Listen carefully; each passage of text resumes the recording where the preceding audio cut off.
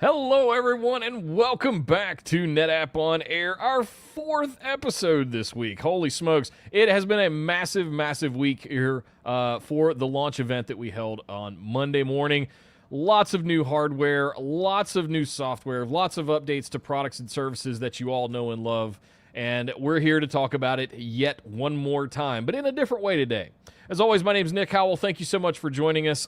If you are not, make sure you get into our Discord community. That's where we can talk about a lot of these things in much more detail. Plus, there's over 5,000 people in there just hanging out talking about NetApp stuff all day. We don't talk about just NetApp. There's also home lab stuff in there. There's also people talking about just general industry stuff like that. So come join us. You can find it over at netappdiscord.com or discord.gg/NetApp. Actually, you want to make sure you subscribe to the channel here on YouTube as well. We're making it the beachhead. All of the stuff that we're doing with On Air, I think from going forward, we're going to just consolidate down to YouTube just as an intentional strategy because the live chat is always great. I can see it's lively already. Good morning, everybody from Brazil. And did I see Norway in there? Carl from Norway. We have global representation in the chat today, folks.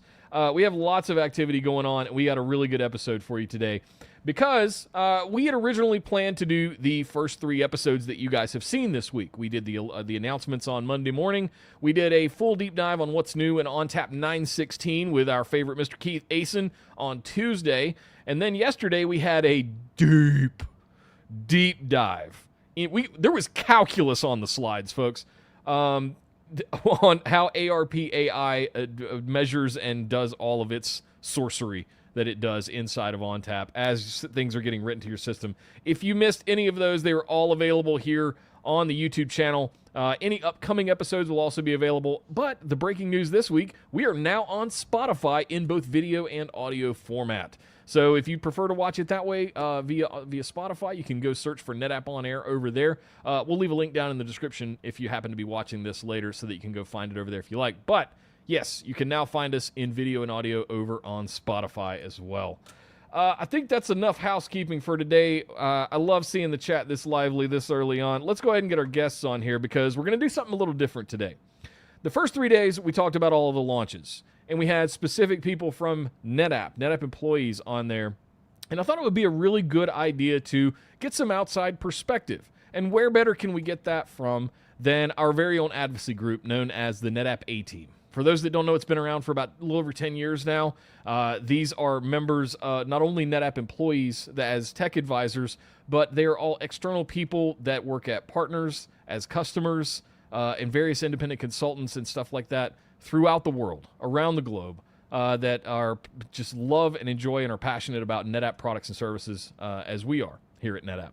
So we wanted to grab a few of them and bring them on and get sort of their take on what they thought of all of the announcements this week. So I'm going to throw them all up here on screen at one time. We have got Martin from the Netherlands. Martin, how you doing, man? I'm great. Thanks for having me on this show. And it's a great honor and pleasure to be here. Oh, you're welcome, man. Thanks for being here. Pedro from Brazil.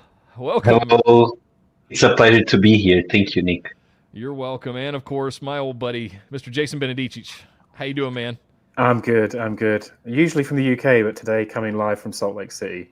I was going to say, we've got a Brazilian, a member from somebody from the Netherlands, and somebody from England all on the same show with this silly American in his beard.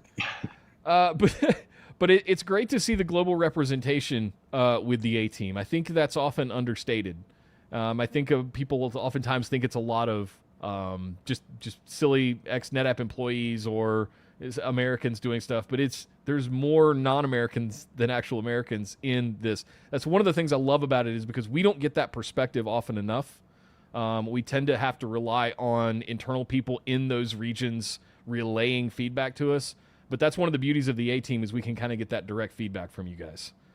So I'll let whoever wants to go first go first. Jason, I see you're not at home right now, so I'm going to pick on you for a second. I know you live outside of London, so what are you do? Where are you right now? I'm in Salt Lake City. It's KubeCon week, so not only do we have the big announcements from NetApp this week, we've also had KubeCon. I've also been doing App Dev Field Day 2 over here and a few other bits and pieces. So, yeah, I traveled out early in the week, Sunday time, and I head back out tomorrow. But it's been really interesting. So we've had the launch from NetApp this week, but also the whole thing with KubeCon, and so maybe we should talk about Trident and what's new there, and maybe actually give the audience a bit of an overview of what Trident is. Yeah, I think that's a great idea. It's also something we didn't get a chance to really highlight this week too much. There was great blog posts over on the community. Go check those out from Bhavin and team that are putting all of that stuff out. We put all those up on in our Discord community as well, so you can see them there as an announcement or as a product update, I should say. But yeah, you can find out. We're going to talk a little bit about Trident because there's some changes coming about that. Martin, how about yourself? You're based in the Netherlands, right? Yeah, so, well, what you said about the internationality, we usually tend to have some smaller customers. So, especially the launch this week with the mid-range and down, the replacement for the A250s, etc. That's a really good market. And seeing all the new stuff with the new processors and the new anti-ransomware protection, I know we've talked about this a lot this week, but it's still hot. I talk to customers every day, and there's not a single day I don't talk about ransomware, disaster recovery, business continuity, and especially with NetApp, with 9.16, with the Blue XP, I can't remember the name, but it's the Data Infrastructure Insight, rebranding of Cloud Insights. Yes, the artist formerly known as Cloud Insights. Yeah, as Cloud Insights. Yeah, but it's and we've done things this year. We've done the ONTAP 1 licensing. So all those features and all those products, the base usage is free for all NetApp customers. Yeah. And especially with all new things, it's basically in there, and you can use it turnkey the next day. And we had a Insight Extra in the Netherlands with about 250 guests, client, customers, partners, and it was lively, it was buzzing, and I think the announcements were great on so many levels. Not in the least part, we had a packed house breakout session about the new StorageGRID releases, about the S3 announcements in ONTAP. So yeah, I think you hit the mark with this release this week. Yeah, and Pedro, back down to you. Coming to us from Brazil, like I'm curious to see. I've seen several from South America this week, and you've got a fan club going on in the chat right now. I just want to call that out. Like, did you bring your whole family Not really, to the but chat? yeah, got many customers here on the chat. Yeah. They are really. Uh-oh. No, I think people sleep on South America and especially Brazil quite a bit as a massive tech country. Pedro, you're back. You froze up there on us for a second. We didn't get you. Sorry. No worries. Yeah, well, not really a fan base. I got many customers here that joined us, and nice. they are really excited because they can storage more data in less space, because we see that the storage demand, they are not decreasing, they are always increasing, and the data center size, they're still the same. We need to fit more in less space. So that's something that NetApp took care of. Well, let me ask you this question first then, and it'll sort of kick off the conversation. With the idea that we now have 61.4 terabyte drives, both available in the C-Series stuff as well as the StorageGRID stuff, and we now have an announcement as of this morning that the manufacturer of those 61 terabyte drives, Solidigm, has now announced 122 terabyte drives, meaning that you could get about a raw capacity of 3 petabytes in 2U if you fully populate one of those things. Can you give us any perspective on what Brazil or South America is looking at when it comes to power? Because I know that's one of the big things that as we get more and more into AI, more and more into GPU power requirements for AI processing and stuff like that, power becomes the bottleneck. And it's been speculated that we'll need 30 times the amount of power that we have available to us today just to be able to run modern data centers. I'm curious if is there anything special that Brazil or South America in general has initiatives around when it comes to power? As we have lots of green IT initiatives. Many of the big companies they have ESG expressions, and they need to fit the energy demand on their data center, and the servers they are always increasing their power, right? So we need to fit that equation, right? And the new release, I mean, the A30, the A50, they are really fast, and they don't consume that much energy because you can use internal drives and add a shelf if you need. Yeah. But when you add more shelves, of course, you add also more power consumption. So if you can fit all in one system, that's less power then, right? And when we launched the new A series stuff earlier this year, I was really impressed to see that we had the was it the titanium rated 2,000 watt power supplies, and the efficiencies that we've put into ONTAP. That doesn't mean that they're going to be running at 2,000 watts full time, 24 hours a day. It's become very smart about how those are fired up based on whether it's it used to be spindles would dictate how much power was being concerned, but now we're using SSDs. It's much more efficient. But I see it as the ability to break out that power and chunk it out into more modular type of use cases, depending on what your I/O cards are, depending on what kind of workloads you're running on them, all of that kind of stuff. So it's not just about the power supplies, I guess is what I'm trying. We can make the most efficient power supplies in the world, but the design, the work that you guys do every day, designing some of these footprints with these very efficient systems, are the things that are really going to move the needle in a big way long term. So I want to give all of you kudos, because that's the kind of consultancy work that you all do out there matters, because a lot of customers don't know how to design efficiently like that. And don't forget to mention that NetApp helps us with the correct tooling to also create the equation for our customers. How much power is this system using? 5 years ago, I never had that question, and now it's number 2. Great system. How much power does it use? It is important, absolutely. Well, Martin, before we go ahead, Jason. Sorry. No, as I say, I think there's a lot of different components that go into the efficiency. So, like each generation of CPUs are getting more efficient now, and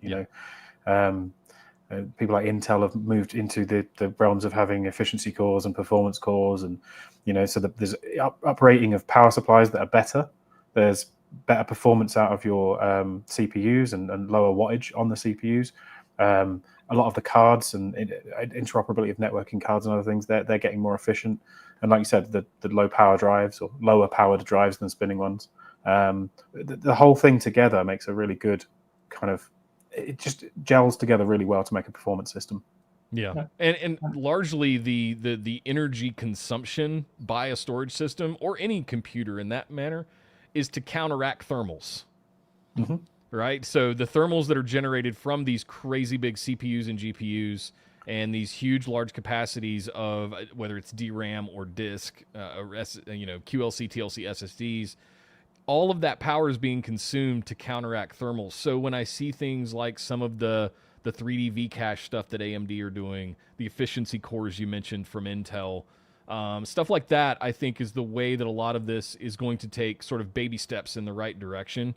But at scale, I look at all of you guys that are out there doing the work right now that are making the difference, and all we can do is manufacture the most efficient systems we possibly can.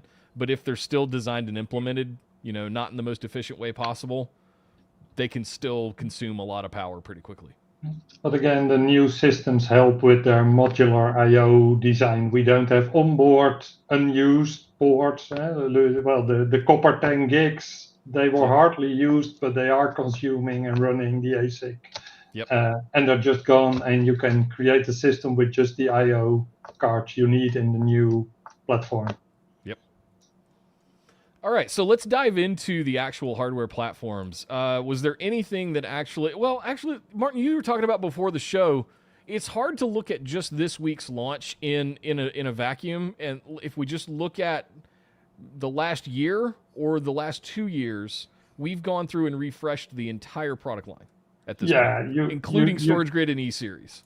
Yeah, you see a complete ecosystem. I think from an efficiency standpoint, you see that the same hardware is used under E-Series, under StorageGRID, but also you see a complete portfolio, which finalized this week with the mid-range systems, with I'm very, I think they will go like hot buns, as we say in the Netherlands. I remember the introduction of the A200, and they were simply, we couldn't ship them fast enough. And I think this launch, especially the A30, I think it will be a game changer for so many companies, robo sites. But I have a discussion with every customer I have, and I know I have a solution in the NetApp portfolio right now. And I don't have to think about performance. I don't have to think about features. And our customers don't have to think about silos, different storage operating system, different configuration settings. It's the same software, the same APIs, same management tooling, same trained staff who can manage their complete storage landscape in this portfolio, in this launch.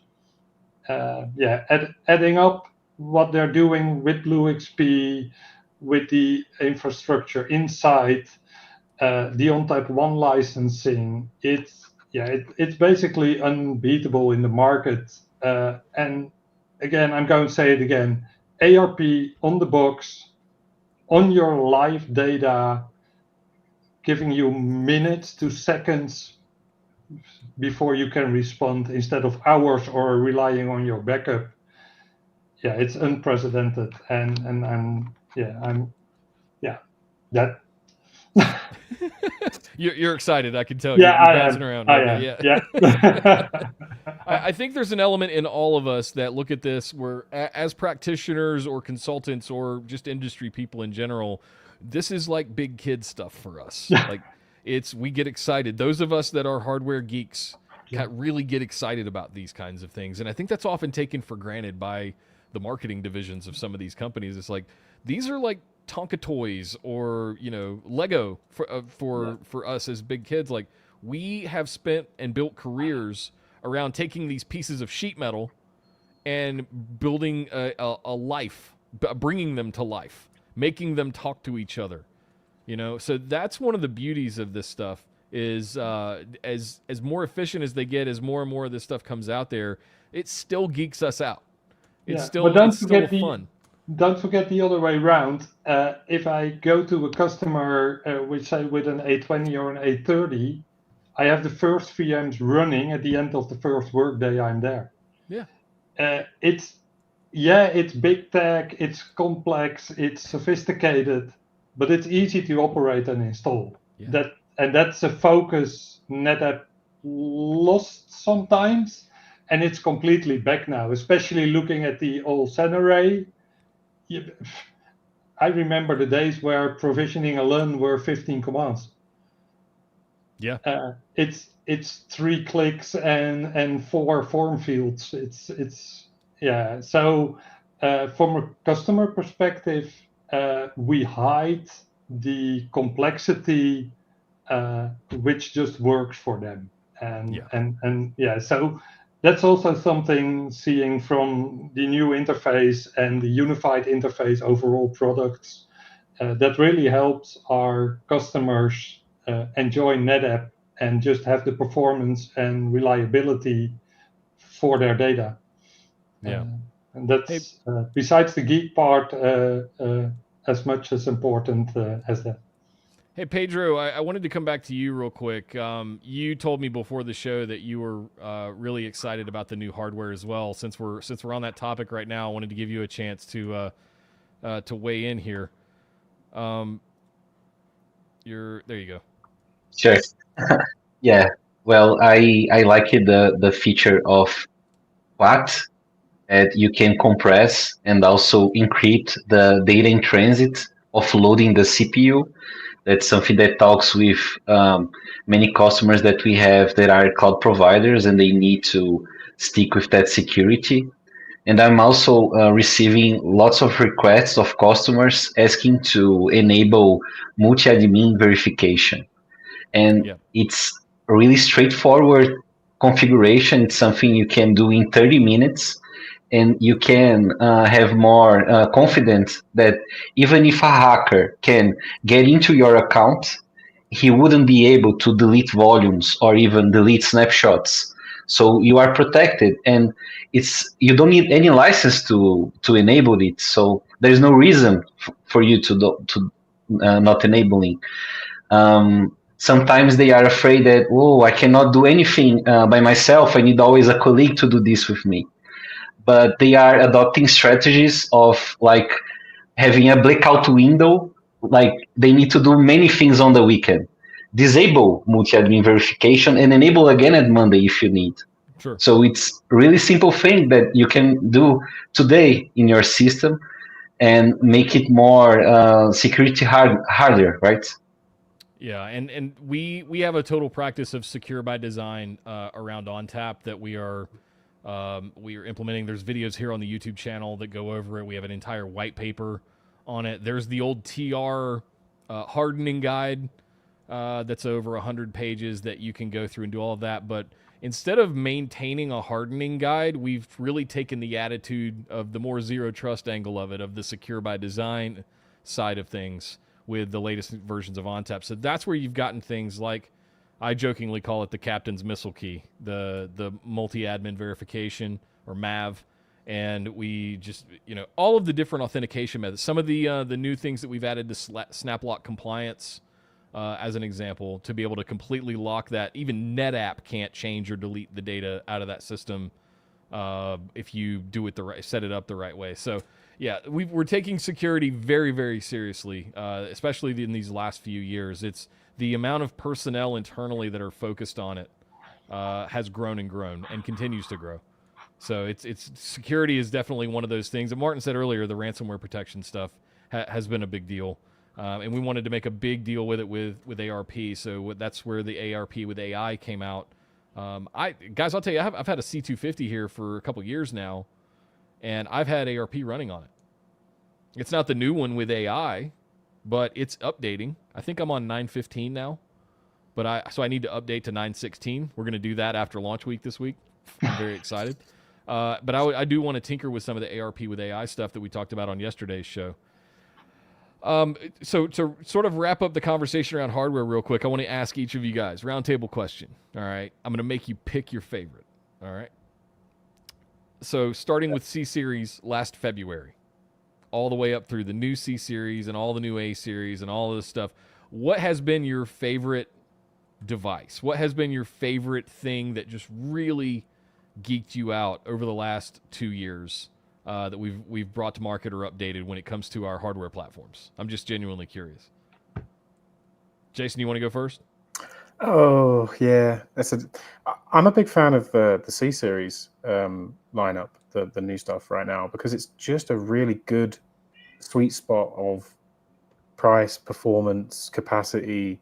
And it just opens up a whole realm of possibilities for people. So we're used to a lot of the other things that we have had. We've had the A-Series and the traditional FAS, and we know where they fit. But there's as discs get bigger, and we talked about like the Solidigm, they're launching out their new ones, but we've got the 60 terabytes and things like that. We can do more because more data is being generated now than ever before. So having these capacity systems, not just for, originally we thought about these sorts of things as like maybe backup appliances or second tier appliances, but actually just for gathering all the data that you've got, like the huge amounts of data. And with more people moving towards AI, and making better use of their data, keeping more of it is going to happen, right? So people are going to keep more and more because they don't know what use they might get out of it in the future. They might bring that into some kind of AI platform later, or they may do some analytics on that data and use that for something else. So just the C-Series is really, really impressive to me. You've got really, incredibly low latency for the size of drives that they are compared to what you used to get with spinning disk. So you still get a great set of performance, but you've got that huge deep capacity in such a small footprint. Yeah, I'm gonna call out Darth here in the chat because he said the new. I think he meant bezels. That took a while. That's bezels is really like, all that matters. We have light up bezels now. Everything else is irrelevant. We have light up bezels now. That'll make Jeff Baxter very happy. Thank you, Darth. the bezels are pretty impressive. Yeah, they're really nice, and there may or may not be a few of us that have EE miners that are tinkering with the lighting on them. So just hang tight. We're having some fun with these things. So yeah. Martin, how about yourself? If you had to pick a favorite. Yeah, I'm going to go back in time. We're talking cluster mode, and we are NetApp people, customers. Cluster mode is just something that is there. But the power of combining an A series with a C series in a single cluster, moving your workload as you need it, doing clones, doing migrations, doing offloads, it's just what we do on a daily basis. Yeah. But it's extraordinary special how this works and how little competition there is in that field. So I love the A50. It's the beast. It's a 2U 1.09 petabytes of raw storage with amazing performance. It will blow your mind in 2Us. But the cluster mode and the software make it truly exceptional. Yeah, having that backplane between systems instead of trying to send it over just a kind of a front-end Ethernet connection just makes all the difference in the world. If you can do those big backhaul connections between your node. So if you didn't even mention you could have a FAS in there as well, right? Yeah. For cheap and deep, right? For hybrid. Like all of that, it's all ONTAP, guys. That's the beauty of it. It's just varying gears that you shift into when you move the data to the different ones. That's really all it is. Pedro, how about yourself? Hey, if you had to pick a favorite, what would it be? My favorite in this launch is the A50 because it's considered a mid-range, but it looks like a high-end to me. Not sure about you, but it has Safari Rapids, DDR5, PCIe, Gen 5 too. So it's amazing product, and I think it will be the favorite for most of the customers. I know that that's a great answer, and it's right in that sweet spot, right at the top end of the mid-range, right before you start getting into some of the super extreme type of workloads that would need the bigger systems. It really is in that sweet spot, and I think the combination of the A50 with like the C60, or even if they've already got a C250 or C400 from last year, like, those are just going to be a perfect sort of marriage of two different, whether it's performance and capacity, but having the ability to have both right there. All right, I'll throw you guys a curveball real quick. We didn't get to chat with you guys too much when we did the launch earlier this year of the new A series systems, the A70, A90, and A1K. What do you guys think of the A1K with the front load controllers, the serviceable controllers, kind of a disconnected non-HA pair, we'll call it, sort of architecture, combined with the announcement that Krish made at Insight of the upcoming disaggregated storage? Where does your imagination take you when you think about those things? Jason, let's come back to you first. Okay. I mean, nobody seemed to want to jump in. No, I know. I was being polite to see if the guys wanted to jump in first, but the possibilities are endless. We've talked about disaggregated storage for a long time as to where it might be moving, and to see some of that. What I like about this is actually NetApp has taken the time. They've kind of thought about it and not jumped into it straight away. So we've been talking about it for quite some time, but it's something that they've considered and are taking a considered approach to, which is really good. But we're also seeing, there's been improvements in hardware, there's been improvements in networking and components, there's changes to standards. You've got Compute Express Link and other things. So I think we're building towards the idea of us putting together rack scale storage systems, and rack scale, not just storage, but having the additional compute available that could be, part of how a disaggregated system works, in that we may need a little bit more for the ARP AI, for example. Like as these things grow, you need a little bit more there. or as analytics and other data mining happens, we've got possibilities to just build out these incredible systems where we could start to move the AI on the compute closer to the data, because the data has the densest gravity, right? And this is something I was talking about recently. AI is a huge topic here at KubeCon, by the way. There's lots of really interesting things in yesterday's keynote around AI, but AI is nothing without data to run it on. Whether it's from training your models or doing RAG, you need the data. And data is the most dense. It has the heaviest gravity to move because there's it's just volumes of it. So being able to bring things closer, whether it's your in training or your GPUs or your whatever it is, bringing those things closer to the data to do the work is exceptionally, it's leading. So what you're saying is mainframes had it right in the first place. I didn't want to say it quite in that term, but yeah, we're getting back to some of that really. But the other thing about ONTAP, right, is it is ONTAP everywhere, and the tools are there. So that data gravity, while I say it is the hardest thing to do, NetApp also bring along a load of tooling that makes it easier. You can snap mirror between all your systems. You can snap mirror between locations. You've got caching.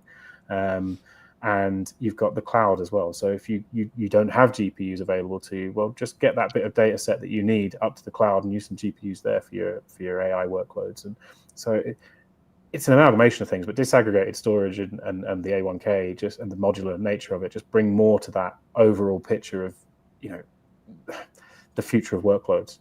Yeah, definitely. Pedro, Martin, either of you guys want to weigh in on that? Something I liked on the A1K is that you can have 4 shelves directly attached without needing another switch. And you can also use different hacks if you need. Many times you have KVA's limitations, or even it's a policy on the company to have the AJ pair different hacks. So that's amazing.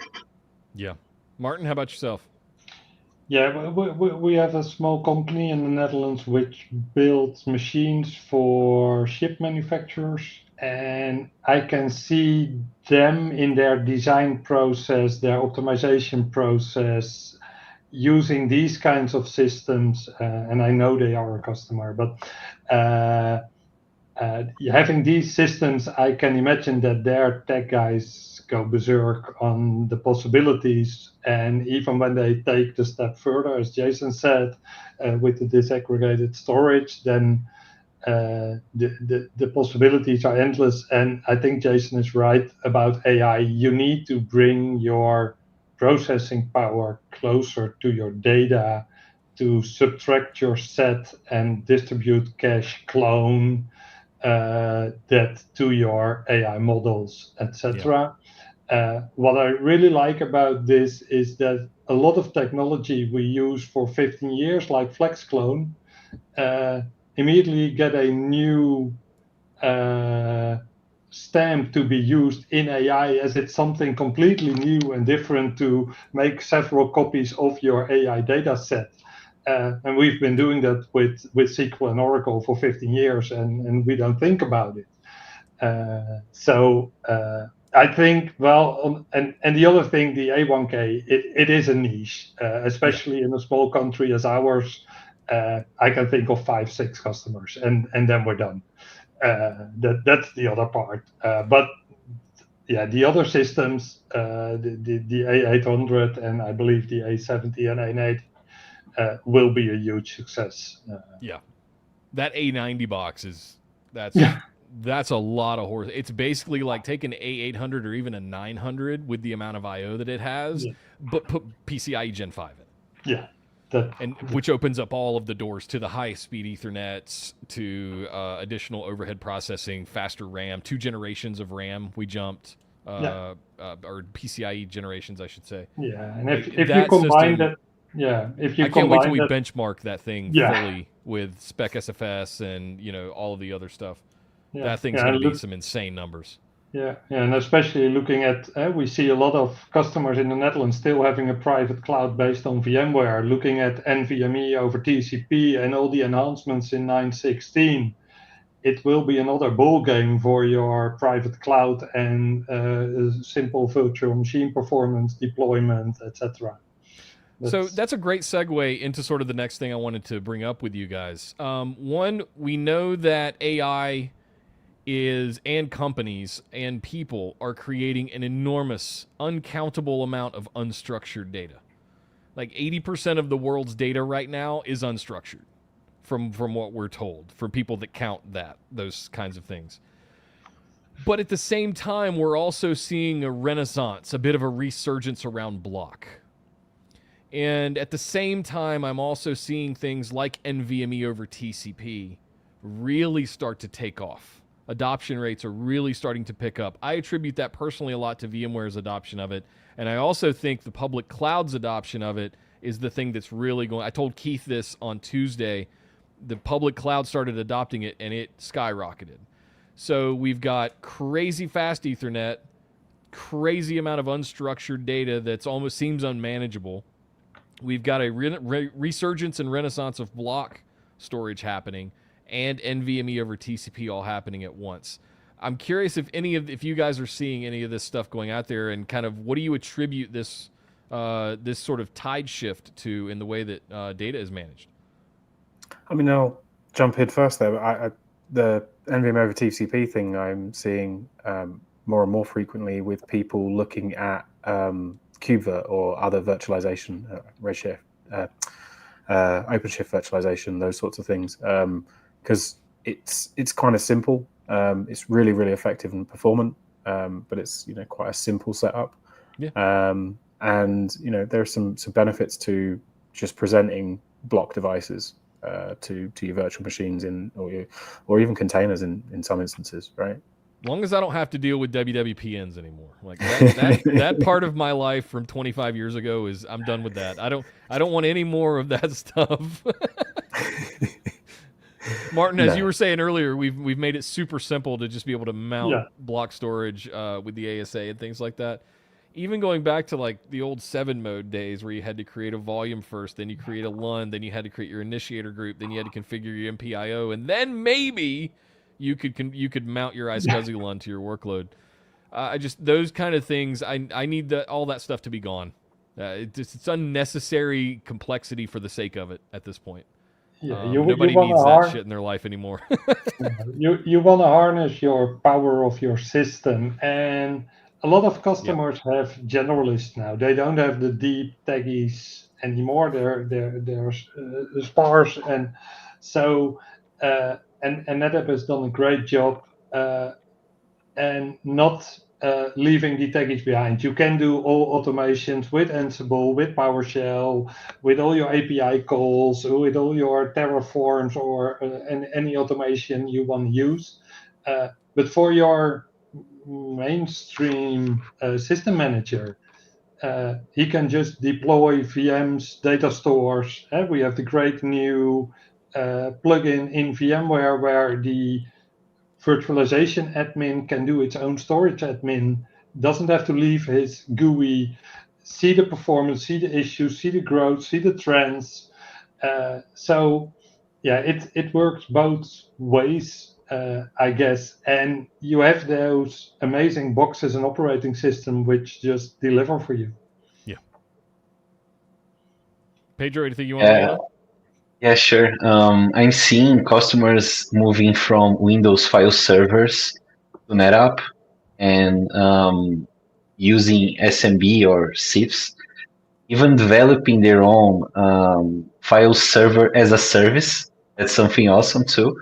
And if you compare Windows file server with NetApp, you can see that NetApp has support end-to-end. You can open tickets if you need, and it's awesome. You can do updates. You can do autonomous ransomware protection. You can do multi-admin verification. You can tamper-proof your snapshots.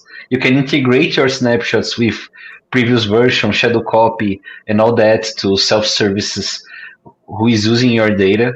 So there are many advantages for moving that. So you are going from blocks that you present to your Windows file server to NetApp native file.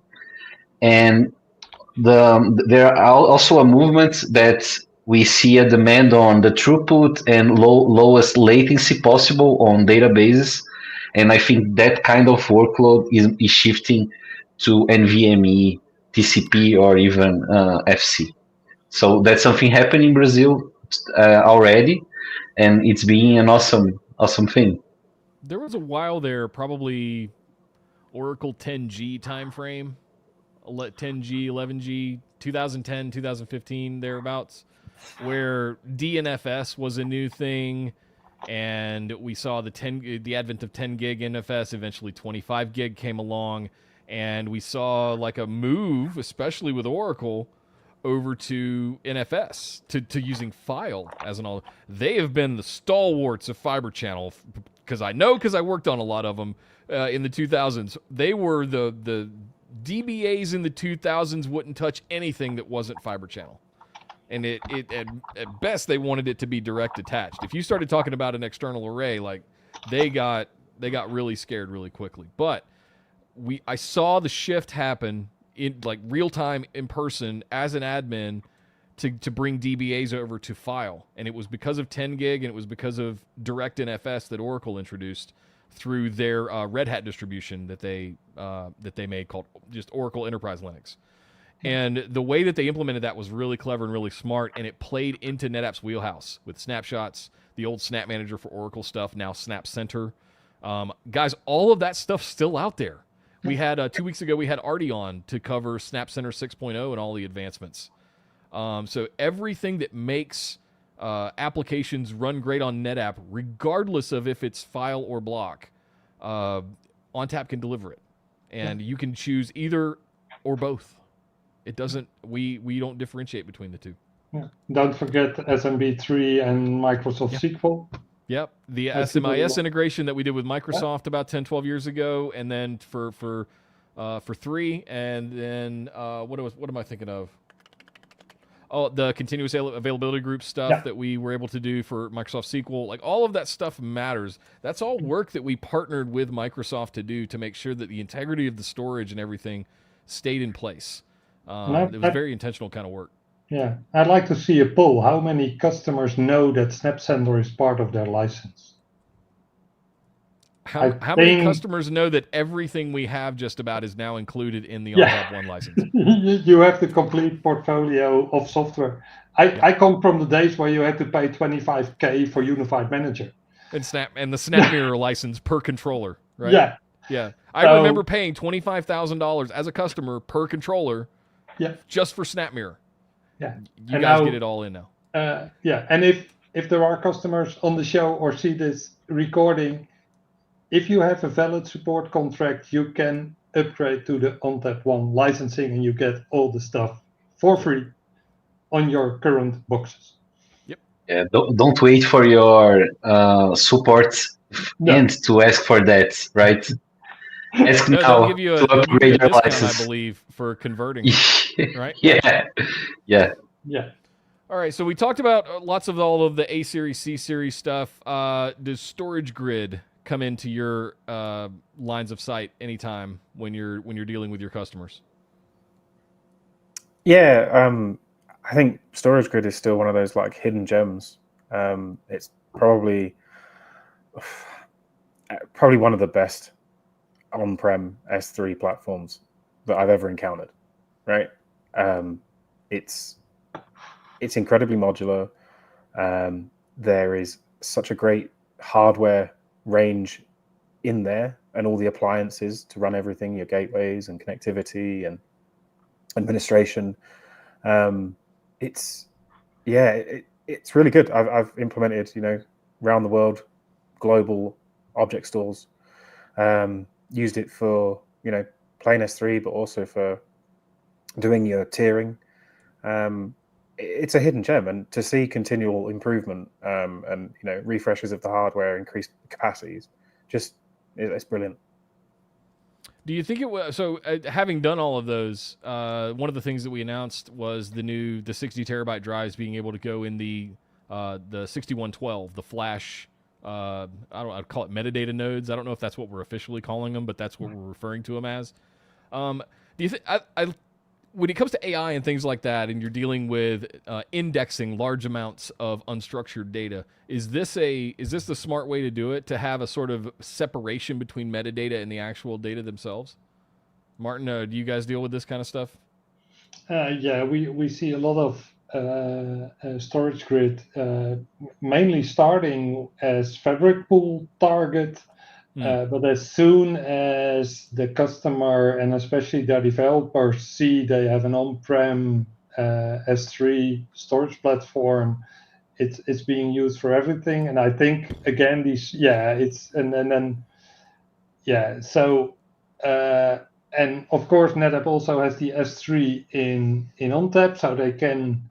If you have an ONTAP system, just enable S3, go around, play with it, and if you say, hey, we're growing too big, you can get from the same company the best object storage for on-prem.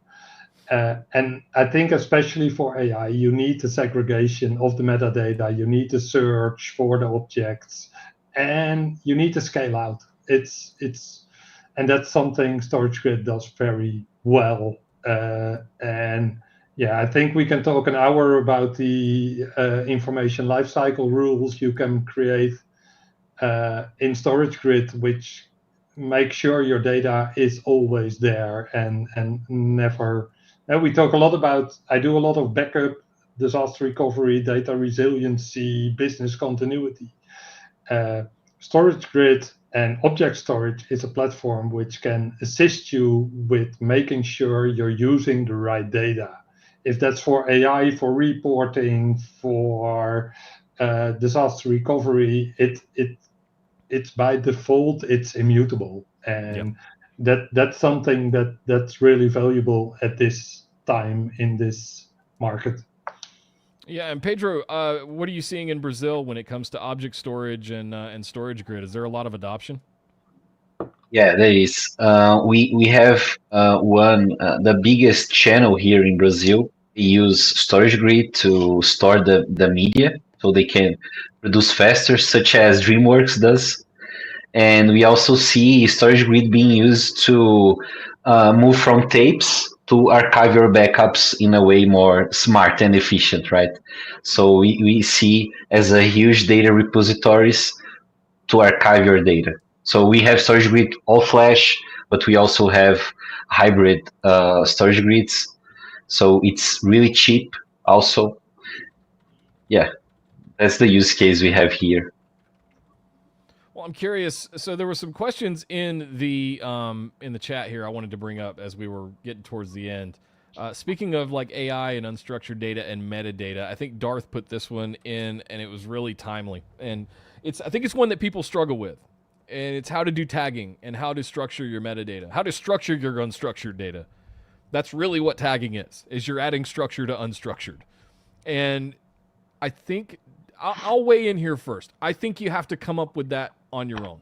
I think every company, every person has to, you kind of have to lock everybody in a room with a whiteboard and a stack of pizzas and figure out what you want your standard set of tags and metadata to be and implement that as a standard across all of your data sets. Because otherwise, everybody's just kind of making it up as they go. And you're not going to be able to know what to search for, how to index, all of that kind of stuff. Guys, I'll let you weigh in as well if anybody wants to jump in, but that's sort of my hot take on it. Yeah, I think you're right. But I also think NetApp now has the professional services to assist you when you have your tagging in place to make sure whatever metadata you use and whatever database you use for that, NetApp has not only the storage people in-house, you can also ask them for support on Kafka or any other metadata database.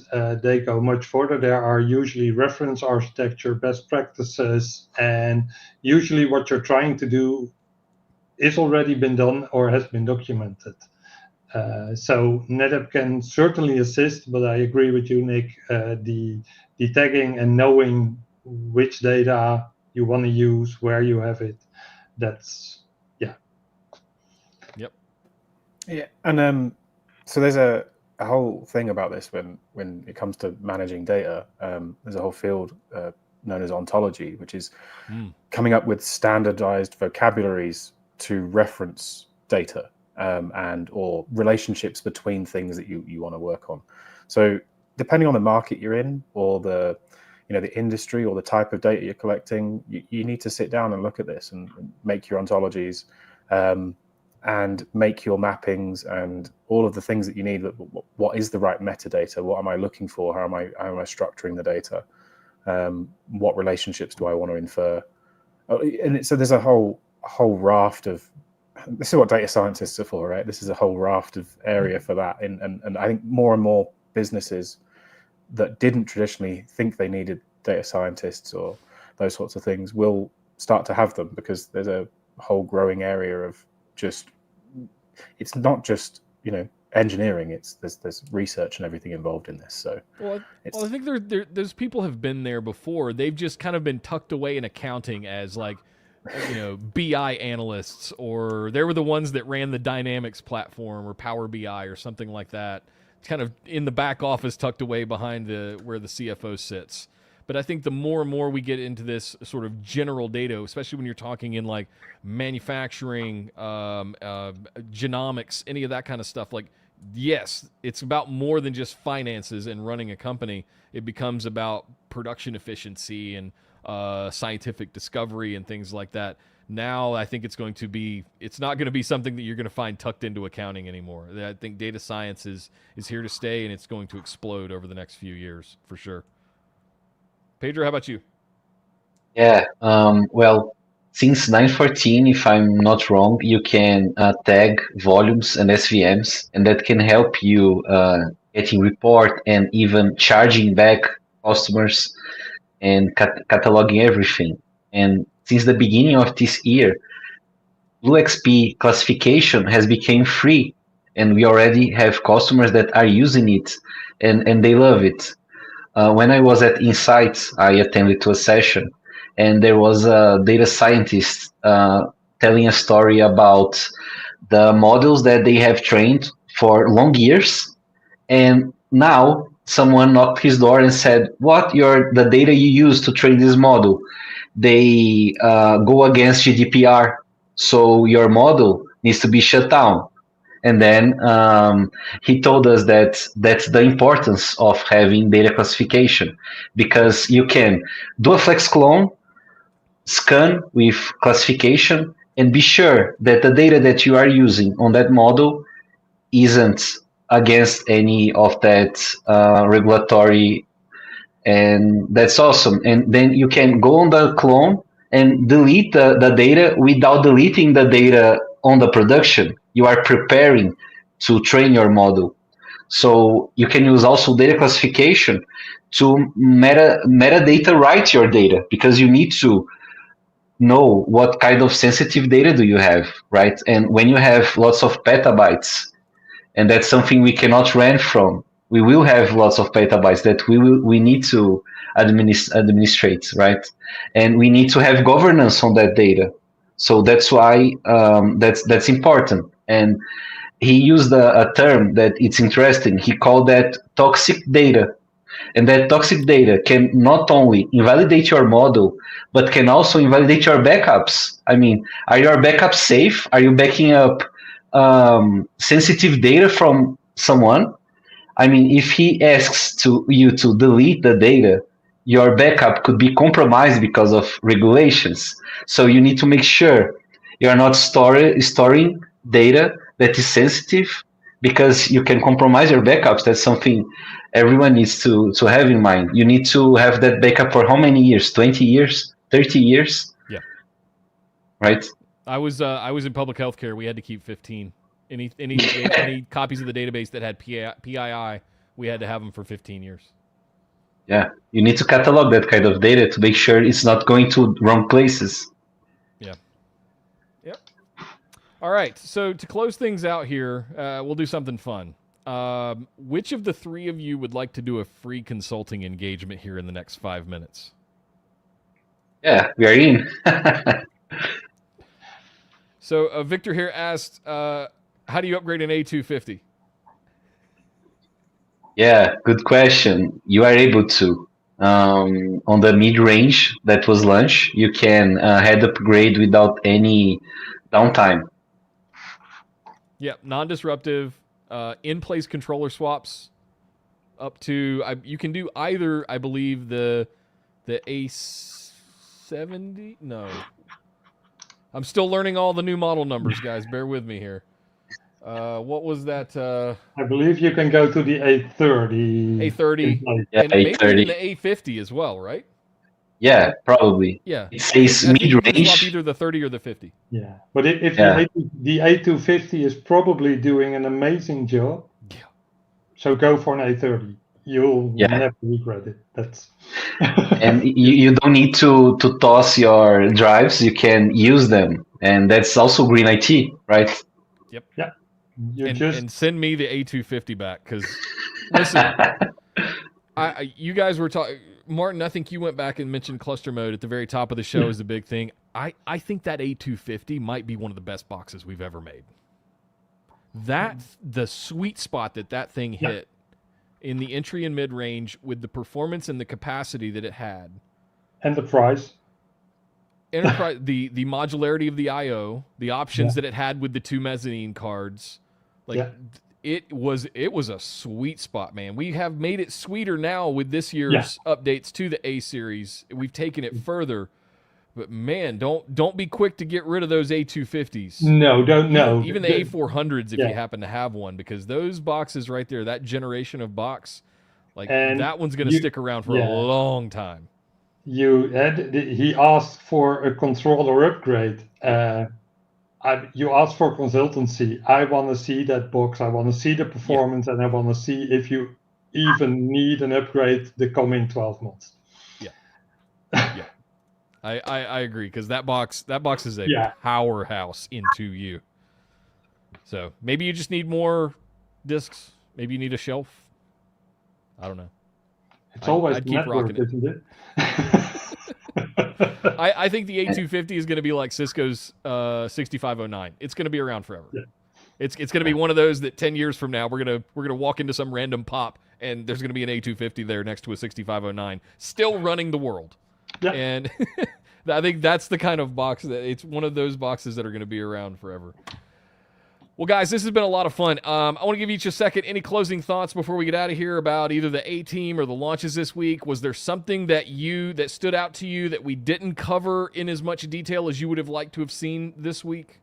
I mean, I'll start with we really didn't talk much about Trident, but some really good changes there. But there's so many things to talk about. You could never fit it all into such we'd be here for hours. But there's some. Trident is one of those things that unless you're using it, you probably don't know too much about it, but more and more people are starting to adopt it. It's a container storage interface for NetApp across all of the NetApp portfolio. And now with more people looking at OpenShift virtualization, KubeVirt, containers and AI in general, it's becoming more and more popular. So there's a lot happening with it. Big release 2410 out this round. But it also introduces a load of the data protection features that were previously only in separate products. Now it's all embedded and baked in. So you get all the provisioning and orchestration of storage as well as all the protection. And there's a few big partnerships in that announcement as well. So I'd suggest anyone takes a look at it. Yeah, I think we skipped a series, right? And we had a great launch also on the portfolio on an entry level series, which it's a nice nice option if you need to have a better price in gigabytes. Yeah, and I told Mitch on Monday when we had him on the show that I promised that probably first of the year, once we get past the holidays, we'll have him and maybe someone else from his team on to do a full breakdown of the whole E-Series, what the landscape looks like now, what areas it should be used in and things like that, as opposed to like a traditional ONTAP system. Where does it shine? And it's the same stuff. It's simple. If you've got a surveillance system, if you got like 100 cameras on a warehouse and you need to, have a surveillance system that's crazy fast and you can record in 4K and all of that, E-Series. Like that's going to be E-Series' sweet spot. Render farms. If you just need raw horsepower to render mass amounts of either architectural diagrams, video games, movies, whatever, E-Series. Yep. Martin, close us out. What about you? Yeah, I'm gonna go with all the goodies we got from NetApp as a paying customer. It's with the ONTAP One licensing, all the software you have at your hands, and almost every customer I speak to, they do have Unified Manager, but they don't know about BlueXP and all the features. They don't know about data infrastructure insights. We didn't talk about NetApp Harvest. Would love to do an hour show on NetApp Harvest. It's all they've there. been on it's here all before. free. I've had Chris and Yen on here before. Yeah, those guys. I'll have to give you it's an old episode. Maybe we should get them on here next year for an update. Yeah, because it's So that's basically that. So as a customer, know what you have, use all the tools you got from NetApp. If you are a partner, a consultant, talk to your customers and deploy all those great goodies. You have to get insight to get better reliability, better insight in your data infrastructure. Yeah, great point. And I want to echo something Pedro said earlier, like don't sit around and wait to update your licensing to ONTAP 1. Don't wait for a refresh. Just do it now because you'll get some proration, you'll get some discounts, you'll get all of the good things. Like talk to your account reps, talk to your reseller partners about how you can get that done today. And then as Martin said, you just get access to a downloads library of everything, literally everything. Guys, this has been a lot of fun. Thank you for helping me close out this incredible week. This has been the way that I absolutely love to do things with announcements and with launches, is really come out, what is it, why should everyone care, and then bring in some outside experts to give us feedback on it. Absolutely loved this. I hope you guys did too. Oh, it's a pleasure as always. Absolutely. Thanks for having us. Thank you, guys. Thank you, Thank everyone. you so much, guys. And a few closing thoughts for me, and I'm going to get us out of here, all right? Take care. All right. Me. Well, there you have it, guys. That is it for launch week here at NetApp. What a big fall launch this has been. Lots and lots of payload to go over. All kinds of stuff as far as that goes. Get those. There we go. All right, so if you missed any of the episodes, I want to recap them one more time. On Monday, we did a full deep dive on all of the A-Series and A-Series and C-Series AFF updates. We had StorageGRID and their updates, and we also had the E-Series updates, the new entry-level E-Series platforms. All of that is in the Monday show, right? The Tuesday show was with Keith Asen, and we went over everything that's new in ONTAP 9.16 and then some, right?